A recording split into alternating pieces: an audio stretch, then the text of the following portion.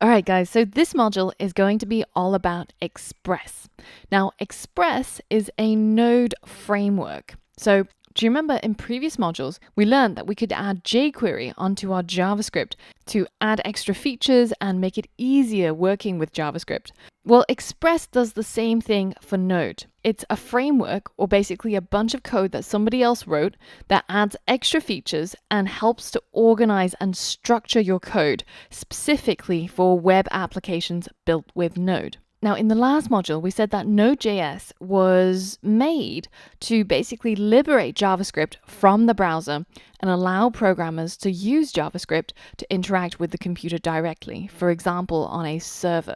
And that means it has a broad scope. It's a low-level technology that allows you to interact directly with the hardware of the computer.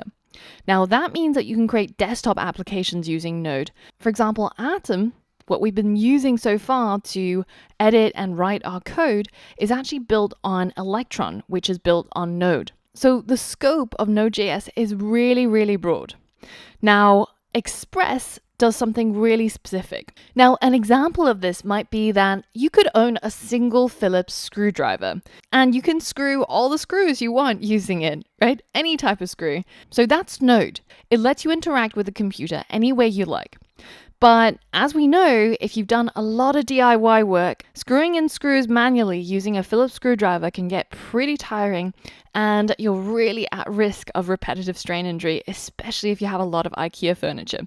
So that means in certain cases, for specialized uses, for example, if you're doing a lot of DIY, then you might need a motorized screwdriver. And that's basically Express. It was built to make you write less repetitive code when you're building web applications, and it's made specifically for web developers. So sometimes using Express versus using Node straight out of the box, you're saving yourself 5 to 10 times the amount of code that you have to write, and therefore a lot of time as well. And we programmers hate repetition, so Express is really, really popular. In fact, if you go onto npm.com and you scroll down, you'll see that the most depended upon packages include Express.